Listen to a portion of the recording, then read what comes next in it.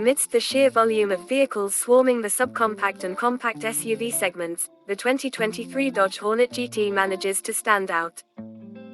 This isn't your average worker bee SUV genetically coded for a life of commuting and soccer practice shuttles. With its performance focus, great in-car technology, and aggressive styling, the Hornet is built for those who long for something more interesting than the typical small SUV.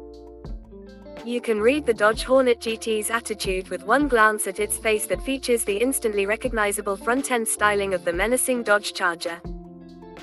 Look further, though, and the softer body lines and sloped hood reveal that it's really an Alfa Romeo tonal with a Charger mask. The two small SUVs share a lot of parts inside and out. If the Hornet's styling doesn't catch your eye, though, the deep, aggressive exhaust note is sure to grab your attention. Our test vehicle was a GT Plus model with the GT Blacktop package that adds black badges and gloss black side window moldings and mirror caps. Dress-up parts from the optional track pack include 20-inch black wheels, aluminum interior accents and pedals, Alcantara sport seats, and red Brembo brake calipers at all four wheels. The optional equipment and the Acapulco gold paint on this example help differentiate the Hornet from its Alfa Romeo cousin and distance the Dodge from its dweeby peers in the small SUV segment. Not too big, not too small. The Hornet exists in an odd space, or you could say it exists oddly in space.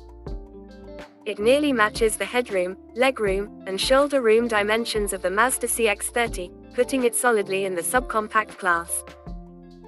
But the pricing, exterior dimensions, and performance all suggest the Hornet should be compared with compact SUVs like the Honda CR-V and Toyota RAV4.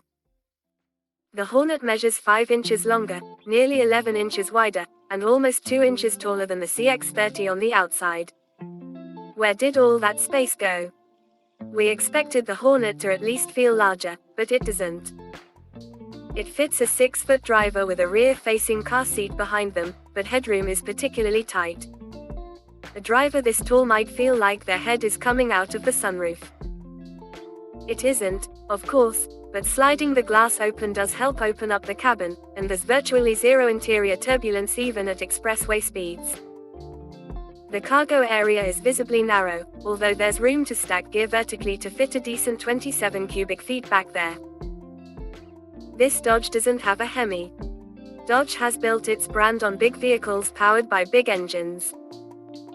Until the Hornet came along, every model in the current lineup, Challenger, Charger, and Durango, was offered with a Hemi V8 or a supercharged Hellcat engine. Although the Hornet GT has half as many cylinders as those monsters, it still manages to channel Dodge's go-fast spirit. The base engine, a 2.0-liter turbo i4, cranks out 268 horsepower and 295 pound-feet on premium gas. With a 9-speed automatic transmission and standard AWD, the Hornet buzzes from 0 to 60 miles per hour in only 6.1 seconds and clears the quarter mile in 14.8 seconds at 92.8 miles per hour. In a class where an asthmatic 3 or 4-cylinder wheezing to 60 miles per hour in 8.0 seconds is normal, the Hornet is a missile. It is not, however, the quickest vehicle among small SUVs. The Mazda CX-30 Turbo hits 60 miles per hour in only 5.8 seconds and runs a quarter mile in 14.3 seconds, while the larger and heavier CX-5 Turbo matches the Hornet's 60 mile per hour hustle and shaves 0.2 seconds off the quarter mile. Mazda's 2.5-liter turbo i4 makes 227 horsepower and 310 pound-feet of torque on regular fuel, and premium gas brings it up to 250 horsepower and 320 pound-feet of torque. Despite being more powerful, the Hornet GT has to contend with more weight, as it tips the scales at a thick 3,846 pounds.